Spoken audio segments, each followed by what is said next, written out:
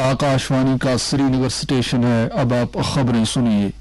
NIA ने जम्मू कश्मीर में militancy की साजिश रचाने के केस में 16 जगहों पर छापामार कार्रवाई दी अंजाम। काबिल एतराज मवाद और डिजिटल आलात जब्त। कर्नाटक में कल के असेंबली चुनाव के लिए सभी तैयारियां और इंतजामात मुकम्मल। 224 असेंबली निशस्तों के लिए होगी पोलिंग। पाकिस्तान के साबिक वज़ीर-ए-आज़म इमरान खान इस्लामाबाद हाई कोर्ट के बाहर गिरफ्तार और जम्मू कश्मीर में कल से मौसम में खासी बेहतरी आने का इम्कान। पेश है खबरों की तफसील।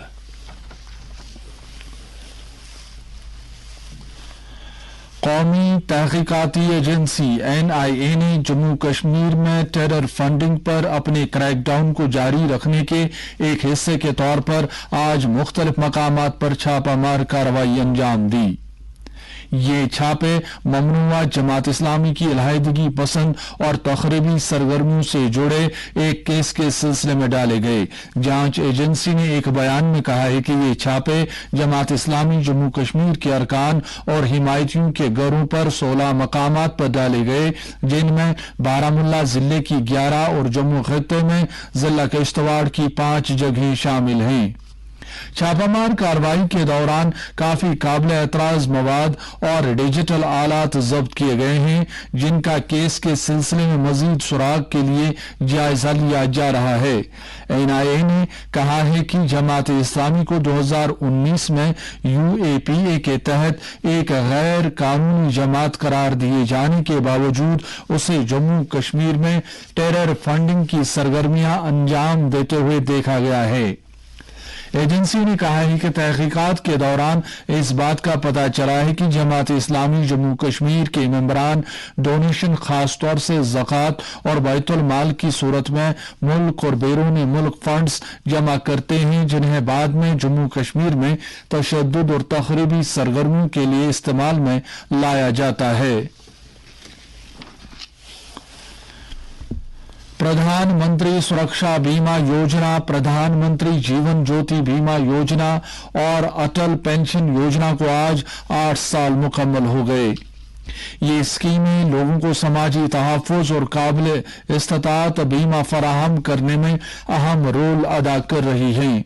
इन तीनों स्कीमों का आगाज वज़ीर-ए-आज़म नरेंद्र मोदी ने कोलकाता में 2015 में आज ही के दिन किया था। हुकूमत ने 2 बीमा स्कीमों, प्रधानमंत्री सुरक्षा बीमा योजना और प्रधानमंत्री जीवन ज्योति बीमा योजना का आगाज गैर मुनज़्ज़म तबकों से ताल्लुक रखने वाले लोगों को माली एतबार से तहफ़्फ़ुज़ फराहम करने की गरज से किया था। हुकूमत ने उम्र रसीदा लोगों को मदद फराहम करने की गरज से अटल पेंशन योजना का भी आगाज किया है।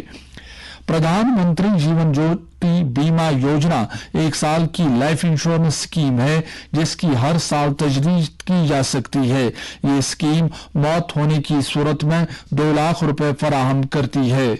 इसके लिए 436 रुपए सालाना प्रीमियम अदा करना होता है। प्रधानमंत्री सुरक्षा बीमा योजना हादसे से मुतल्लिक 1 साल की बीमा स्कीम है, जिसकी हर साल तजदीद की जा सकती है। इसके तहत सालाना 20 रुपए प्रीमियम अदा करने पर हादसे के सबब मौत या माजूर हो जाने की सूरत में 2 लाख रुपए की मदद फराहम की जाती है। अटल पेंशन योजना के तहत लोगों को 60 साल की उम्र के बाद ताउन की बुनियाद पर 1000 से 5000 रुपए तक माहाना पेंशन दी जाती है। कर्नाटक में कल के असेंबली चुनाव के लिए सभी तैयारियां कर ली गई हैं। पोलिंग सुबह 7 बजे शुरू होगी और ये शाम 6 बजे तक जारी रहेगी। कर्नाटक असेंबली की 224 निशस्तों के लिए कुल 2615 उम्मीदवार चुनाव मैदान में हैं। बीजेपी ने सभी 224 सीटों पर अपने उम्मीदवार खड़े किए हैं, जबकि कांग्रेस 223 सीटों पर चुनाव लड़ रही है। जेडीएस 209 और आम आदमी पार्टी भी 209 सीटों पर इंतखाब लड़ रही है। चुनाव कमीशन ने रियासत में आजादाना और मुनसिफाना चुनाव मुनक्कद कराने के लिए माकूल इंतजामात किए हैं। चुनाव के लिए लगभग 3 लाख चुनाव एहलकार तैनात किए गए हैं। इंतखाबी नताइज का ऐलान 13 मई को किया जाएगा।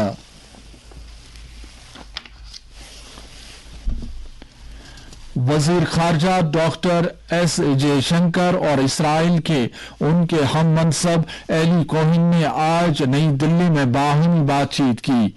मीटिंग के दौरान दोनों लीडरों ने भारत इसराइल ताल्लुकात को मजीद मुस्तहकम करने के अपने अहद का इयादा किया। एली कोहेन वज़ीर-ए-आज़म नरेंद्र मोदी से भी मुलाकात करेंगे। वो आज सुबह भारत के 3 रोजा दौरे पर नई दिल्ली पहुंचे हैं। इसराइल के वजीर खारजा ने भारतीय सन्नतों की कन्फेडरेशन CII की तरफ से मुनक्कदा भारत इसराइल कारोबारी फोरम की एक मीटिंग में भी शिरकत की। इसराइल के वजीर खारजा का ये दौरा इस साल के आखिर में भारत के लिए वज़ीर-ए-आज़म बेंजामिन नेतन्याहू के दौरे की तैयारी के सिलसिले में है।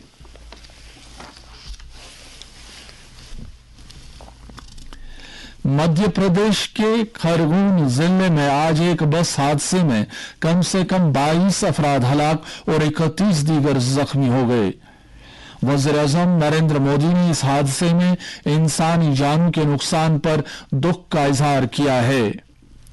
वज़ीर-ए-आज़म के राहत फंड से मरने वालों के करीबी रिश्तेदारों को 2-2 लाख रुपए और जख्मियों को फीकस 50,000 रुपए इमदाद फराहम की जाएगी। रियासती हुकूमत ने भी मरने वालों के कुंबों को 4-4 लाख रुपए की नकद इमदाद और जख्मियों को 50,000 रुपए देने का ऐलान किया है। सदर जमहूरिया द्रौपदी मुर्मू ने भी इस हादसे पर सदमे का इजहार किया है। अपने ताज़ियती पैगाम में सदर जमहूरिया ने कहा कि उन्हें इस हादसे में इंसानी जानों के अतलाफ पर बेहद अफसोस है। उन्होंने महलूकीन के खानदान के साथ हमदर्दी का इजहार करते हुए जख्मियों की जल्द सेहतयाबी के लिए दुआ की है।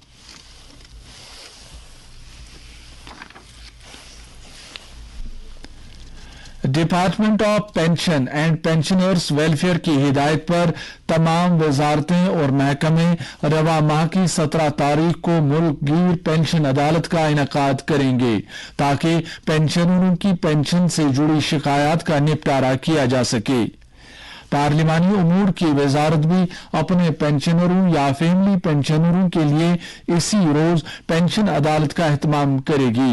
ये अदालत वीडियो कॉन्फ्रेंसिंग के जरिए सुबह 11 बजे से पार्लियामेंट हाउस में डिप्टी सेक्रेटरी के दफ्तर में मुनक्किद होगी।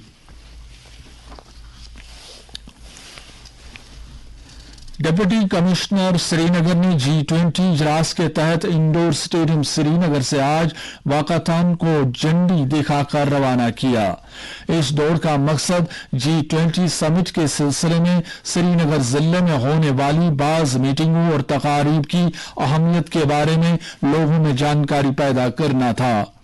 दौड़ का एहतमाम youth services and sports office Srinagar ने इंडोर स्टेडियम से यूथ हॉस्टल श्रीनगर तक किया था और इसमें श्रीनगर जिले के मुख्तलिफ तालीमी इदारों के 500 से जायद तालिब इल्मों ने शिरकत की। डिप्टी कमिश्नर जो इस मौके पर खास मेहमान की हैसियत से मौजूद थे ने भारत की जेर सदारत G20 की अहमियत पर रोशनी डाली।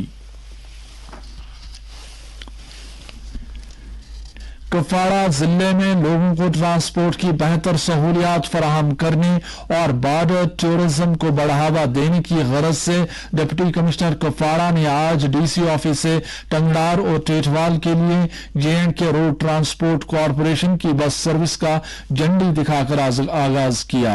इस नई सर्विस को टंगडार और टेटवाल के लिए अलॉट किया गया है।